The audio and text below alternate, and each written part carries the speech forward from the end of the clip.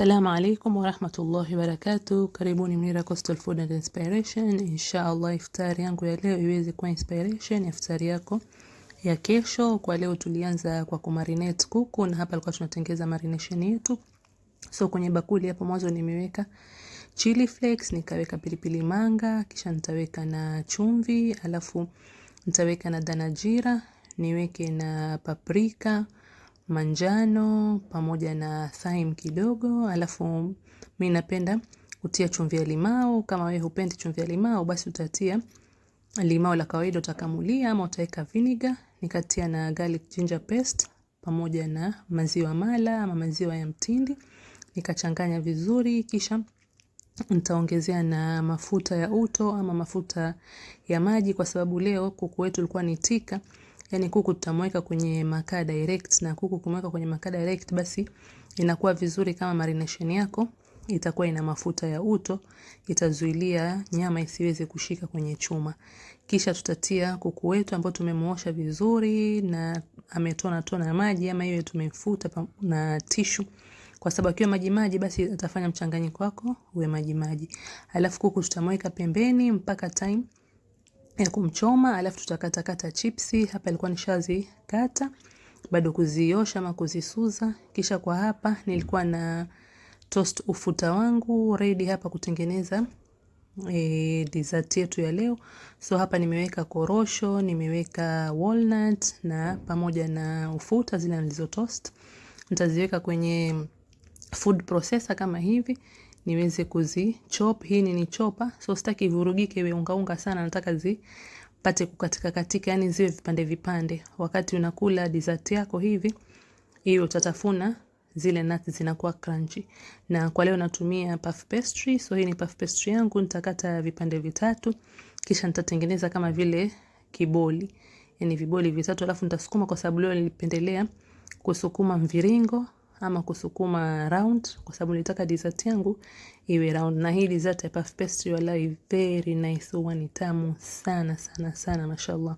So nitasukuma duara, yani nitasukuma vitatu, kwa sababu yani nitasukuma duara tatu, kwa sababu nataka ni wekanishe tatu kama hivyo.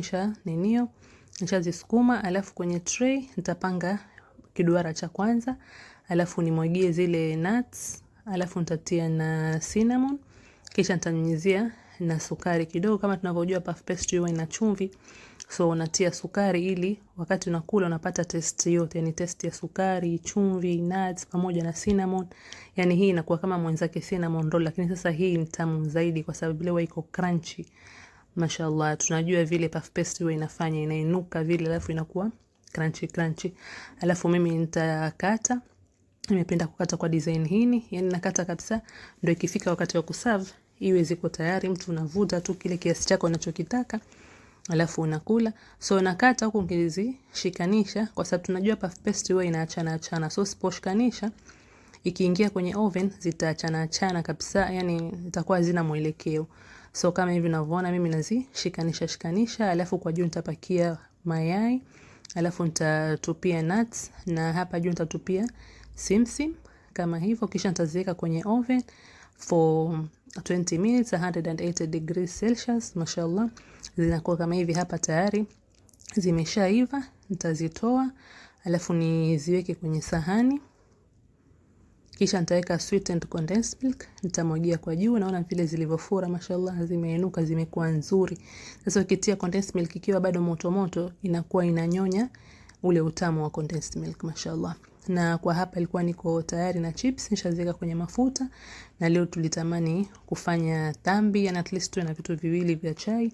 So hizi tambi zangu na zikaanga, lakini sitoziacha ziwe brown, na leo natumia mafuta ya ghee kuzikaanga. Mafuta ya ghee tunajua inaleta harufu nzuri. So hizi tambi zangu za leo zilikuwa tamu sana mashallah. So baada ya kuzikarangia kama hivyo, nazitilia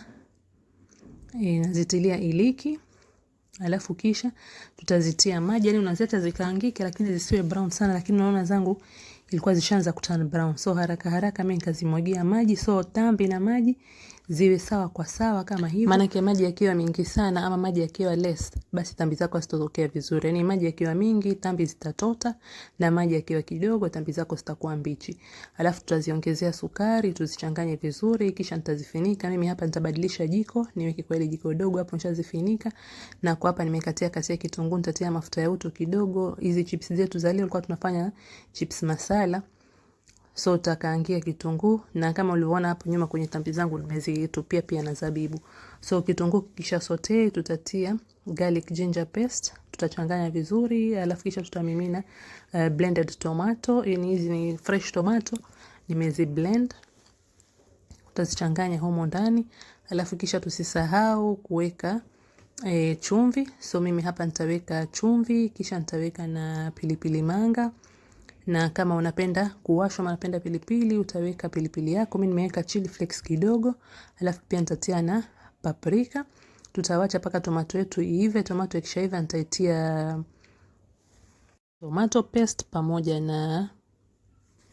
na ketchup, kisha tutaichanganya na chips zetu moja kwa moja. Na kwa hapa nje jiko letu lilikuwa lishawaka ready kufanya chicken tikka. Na mimi kwa kawaida huwa sifanyi mimi, mtu wangu special na mwanae ndio huwa wenye kazi hii. So mimi nimewaandalia kila kitu, nikawasitia kila kitu hapo, nikawaachia wao waendelee kuchoma, na mashallah walifanya kazi nzuri. Mtaona hapo mwisho kuku walichoma vizuri sana mashallah. Hii kazi wao wanaipenda, wakae kwa makini hapo, wakae wachome nyama yao mashallah. Na hii ndio ilikuwa ni setup yetu ya leo. Naona nyama vile iko vizuri mashallah. So hizi ndio zilikuwa ni chips zetu, chips masala, na hiyo tikka yetu mashallah. Very nice, it was juicy, very nice. Kisha tukafanya na salad na tulilia kwa watermelon juice. Na hii ndo puff pastry dessert yetu mashallah. Unaona ilivyo nzuri, pamoja na tambi zetu. Ona tambi zilivyo nzuri, zimeshambuka mashallah. Na hii tulililia kwa chai. Karibu.